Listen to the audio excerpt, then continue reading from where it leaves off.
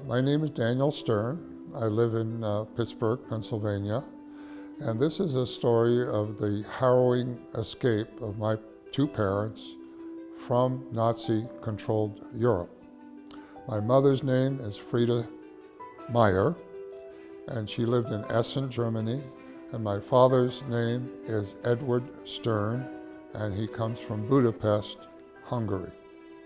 My mother was the part of a family with 6 brothers and sisters, 2 parents, and unfortunately her 2 parents were sent off to Auschwitz, and her 4 sisters were sent to Treblinka.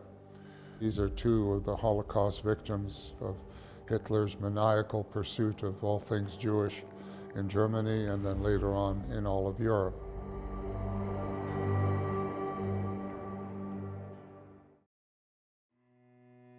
My mom was the first and last of her family to attend university. She went to the University of Heidelberg, and in her second year of her pre-med program, the notorious brown shirts that Hitler had gathered around him broke into the university, broke into her classroom, took her by the hair, threw her out of the classroom, and then kept throwing her into the gate outside. No German student came to her aid. And I later found out as a teenager that she would suffer depression for most of her life, although as a teenager you don't really understand these things. So she ran home, and in tears she told her parents what happened, and they commiserated, of course. She said, "I have to leave here. I cannot stay in Germany, and you must come with me." But the reality, of course, was that the borders were already being closed by Hitler. It was very difficult to leave.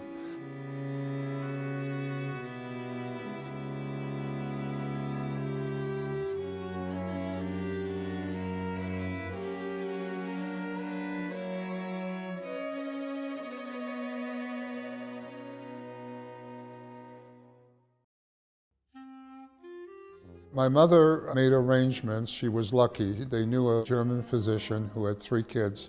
He was a widower, he was wealthy, and he needed help with his children. And so he bribed a number of German functionaries and got travel papers for my mom, his kids, and himself.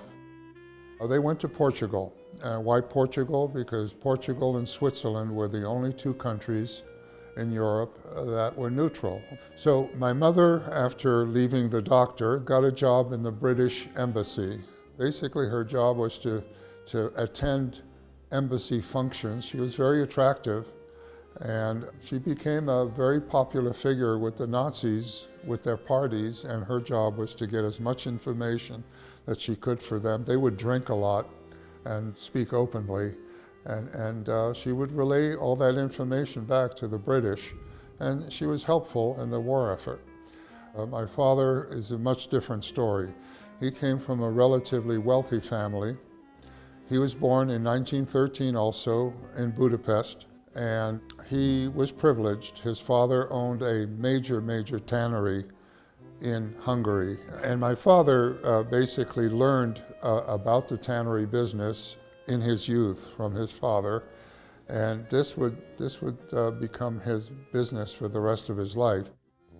He went to private schools, was highly educated, ended up at the University of Budapest, which admitted precious few Jews at the time, and he ended up with a doctorate in economics.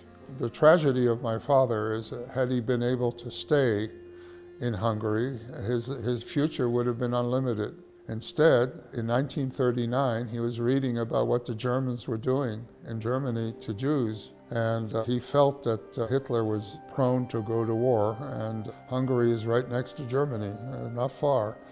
And so he said, "I'm out of here." Now, he was an only child. He also told his parents to leave, but his parents said, "Look, we have Christian friends, they'll protect us." And sure enough, they did survive. His parents survived the war. So my father got on a train, and first he went to France because he read about the Maginot Line. The Maginot Line is a series of fortresses that the French built on their eastern frontier to stop the Germans from coming. And they felt that, well, we'll be safe. The Germans cannot penetrate that? Well, of course, we now know today that they penetrated it in 6 weeks. And in 6 weeks, not only did France fall, but most of Europe.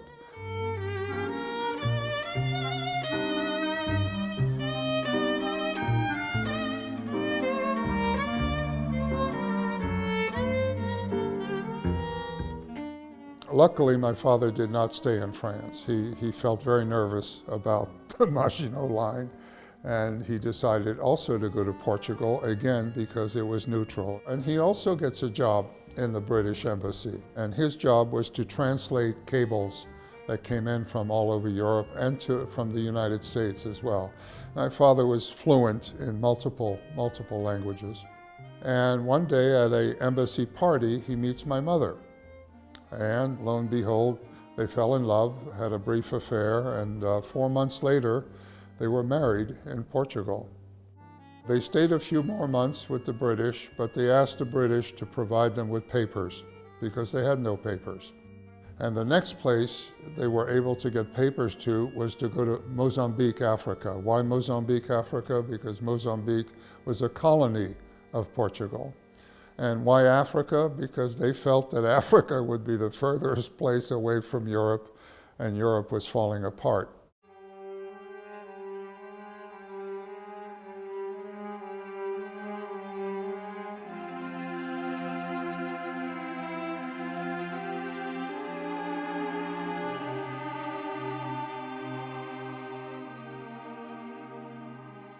It took my parents on a merchant ship 40 days and 40 nights to reach the port of Mozambique. Mozambique is 5,100 nautical miles away from Portugal, and the reason that was such a harrowing and dangerous trip is because the U-2 boats of Germany were now controlling the Atlantic, and it had become basically a German lake. We have records that show that 2,800 ships were sunk in the Atlantic between 1940 and 1945, which is when my parents took that trip. And 30,000 sailors and civilians perished during that time, just in the Atlantic.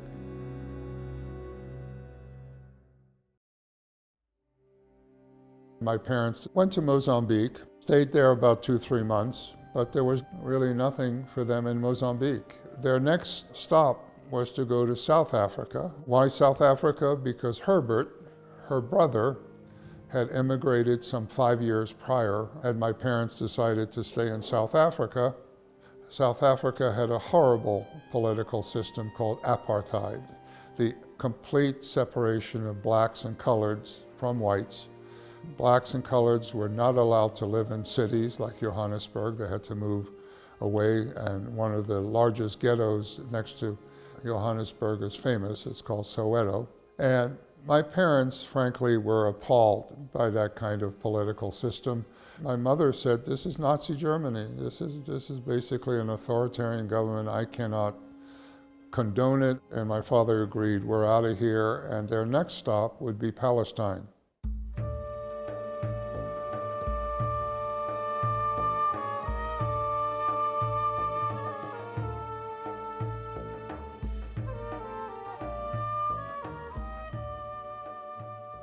Now, why Palestine? 2 reasons. Palestine had become a mecca for Holocaust victims from all over the world. And the second reason was that my mother's sister, Esther, was there. They took a boat and landed in the port of Tel Aviv, where the British were in charge. This was the Palestinian Mandate. The British were extremely anti-Semitic, especially their State Department. My parents were rejected from coming into Palestine and were sent to Cyprus, where most Jewish people that try to get in were sent. And Cyprus had a camp, much akin to a concentration camp. Facilities were somewhat better, but not much better. And they had to stay there 6 months. Finally, after 6 months, my parents got into Tel Aviv and joined Esther. And yours truly was born July 4th, 1945. And so I stayed in Palestine for about 2.5 years. from 1945 to about 1947. There was constant warfare going on between the British, the Jews, and the Arabs, and there was a lot of instability. And so here my parents are in Palestine, and once again, war is coming, and they said, we're not staying here, and now I'm part of their brood. So here we go with our one suitcase each. So what's next after Palestine? Well, my father had not seen his parents for 6 years. He found out that they had made it. He found out that they were alive. And so we go to Hungary. And we stayed in Hungary for about a year. It's the only time that I ever met my grandparents on my father's side, and it would be the last time. What's in Hungary for my parents? Well, my mother doesn't speak a word of Hungarian, that's number one. Number two, my father wanted to see if the tannery was still there. The tannery had been completely bombed, as was much of Budapest. And so my mother said, we can't stay here. And so the next logical place was for my father to go back to France. Why France? Because France was relatively open borders, number one. Number two, they have a substantial tannery business in France. He knew that, and he knew he could get a job. And again, this is the tragedy of my father. Here's this great intellectual with all his diplomas, and he has to go work for minimum wage in a tannery. This is a very sad story. We moved to a very humble apartment building. I still remember the address, 44 Boulevard Anatole France. The only good thing about Paris is that it was the only place in Europe, relatively, that had not been bombed. Even though Hitler had ordered his generals to burn it, they disobeyed the order. And my parents said, where's the opportunity? And the opportunity is in the United States of America. That was their final Mecca. And I have to thank them because that final move was for me. They thought that I would have much more opportunity. They wanted to so-called chase the American dream. And so we got on a boat. Now, I have to say that it took my father 7 years of lots of bureaucratic activity, 7 years to get papers to go to America legally. So we got on a boat, a cruise ship called the Liberté. And my first recollection of America is my father and mother waking me up at about 5 in the morning and taking me up to the ship's deck. And they said, we are going to cross the Statue of Liberty, and we want you to see that. Eventually, the Statue of Liberty was right in front of us, and I saw my mother crying. She was very emotional about it.